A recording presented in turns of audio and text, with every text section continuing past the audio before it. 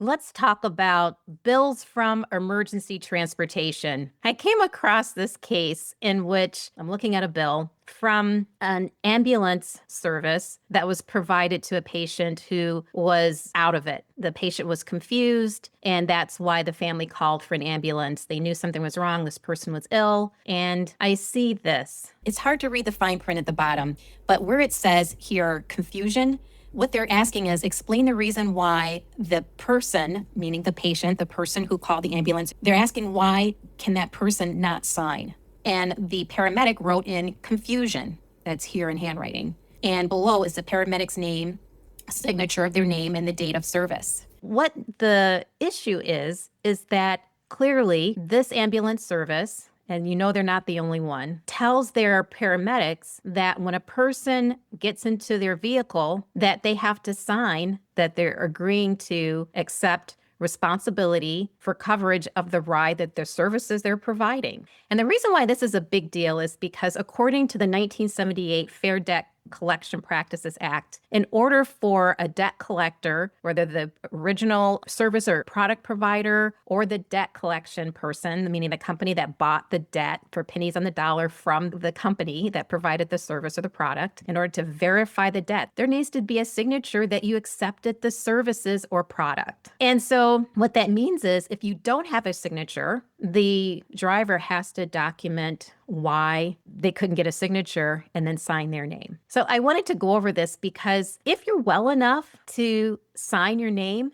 then think twice about getting in the ambulance. That's a really, really expensive ride to the emergency room. This is what happens most often. Ambulance will roll up to the scene of a car accident. And usually you're not the one that called for the ambulance. If you were incapacitated, they say, hey, you should get checked out, even though you're okay because the airbags went off. You should get checked out. If you're well enough to have a conversation with them about it, then maybe you want to think twice before you take that really expensive ride because according to the No Surprise Act of 2022, and many people don't know this, if they're provided for you and you have insurance, the medical provider cannot charge you the balance between what they usually pay and what your insurance would pay. So no surprises means, let's say they don't accept this service provider that you had no control over picking, charges like $1,000 for a service, and your insurance only allows $100 for that same service. Well, in the past, before the No Surprises Act, they would come after you for that difference, that $900. And that 90% difference is not unusual. That is really common. So the No Surprises Act was meant to protect us from,